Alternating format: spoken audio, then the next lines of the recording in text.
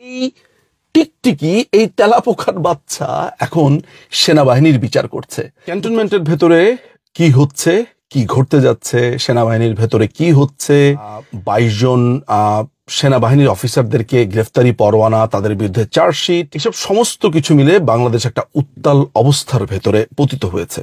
কিন্তু বাংলাদেশ সেনাবাহিনীর এই ড্রেসের, এই জলপাই ড্রেসের যে জৌলুস ছিল এবং তাদের যে ঐক্য ছিল, এবং একজনকে কিছু বললে 10 জন সেটাকে নিজের ঘাড়ে নেওয়া বলে মনে করত, আইন ছিল, নিজস্ব একটা অবস্থান বা চৌহদ্দি বা অ্যাম্বিট ছিল, সেটি ভেঙে পড়েছে, এটি বলা বাহুল্য। আমার প্রশ্ন হচ্ছে যে এই যে সেনাবাহিনীর অফিসারদেরকে গ্রেফতারি পরোয়ানা, তাদের বিরুদ্ধে চার্জ গঠন ইত্যাদি ইত্যাদি ইত্যাদি করা হলো, একটা ঘটনা দেখেছি যেটা দেখে আমি খুব বিস্মিত হয়েছি। সেটি হচ্ছে যে ঢাকা ইউনিভার্সিটির রাজু ভাস্কর্যের সামনে যেই সেনাবাহিনীর অফিসারদের ফেস্টুন বা প্ল্যাকার্ড সেখানে দাঁড় করিয়ে জুতাপেটা করা হচ্ছে, তাদেরকে নানান ধরনের ঘৃণা প্রদর্শন করা হচ্ছে।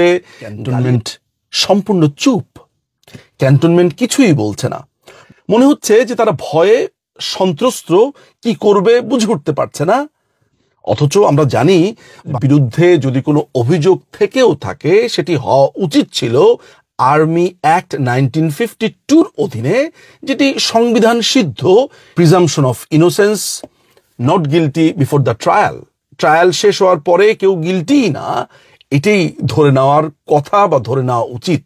আমার কাছে এই জিনিসটা এত বেশি বিস্ময়কর লেগেছে যে সেনাবাহিনীর তরফ থেকে কোনো ধরনের রা নেই, কোনো প্রতিবাদ নেই। কিন্তু রাজশাহী ইউনিভার্সিটির একটি মার্ডার কেসের আসামি এই টিকটিকি, এই তেলাপোকার বাচ্চা এখন সেনাবাহিনীর বিচার করছে।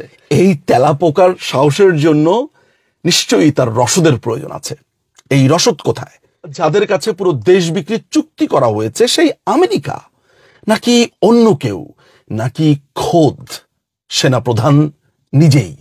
সেনাপ্রধানের কোনো ধরনের ইঙ্গিত ছাড়া তাজুলের মতো একটা শিবিরের বাচ্চা সেনাবাহিনীর অফিসারদেরকে চিঠি পাঠাতে পারে।